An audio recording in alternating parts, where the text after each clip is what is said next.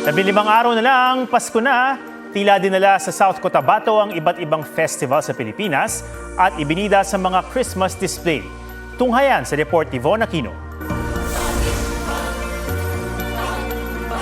Literal na festive ang Christmas display sa bayan ng Santo Niño, South Cotabato dahil tampok ang mga piyesta ng Pilipinas.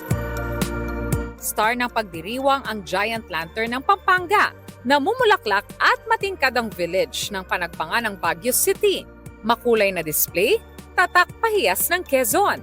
Mapapangiti ka naman sa maskara ng Bacolod City. Higanteng imahe ng Santo Niño ang bida sa sinulog ng Cebu at giant tuna ang sentro ng Tuna Festival ng General Santos. Ang mga booth na yan, bahagi ng kanilang light as structure display na sabay-sabay binuksan at layong ipakilala rin ang mayamang kultura ng iba't ibang lugar sa bansa.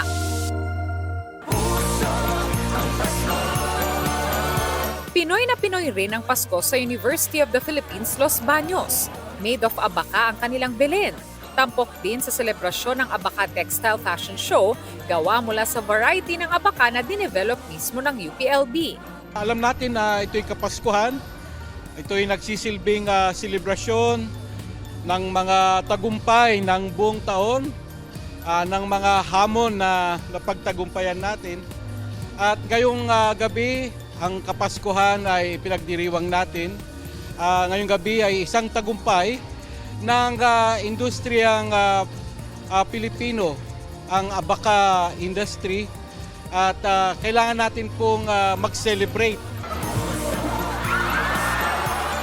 Napuno naman ang pampaskong pailaw ang Oblation Park at paligid ng campus.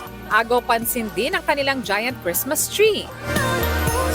Von Aquino nagbabalita para sa GMA Integrated News.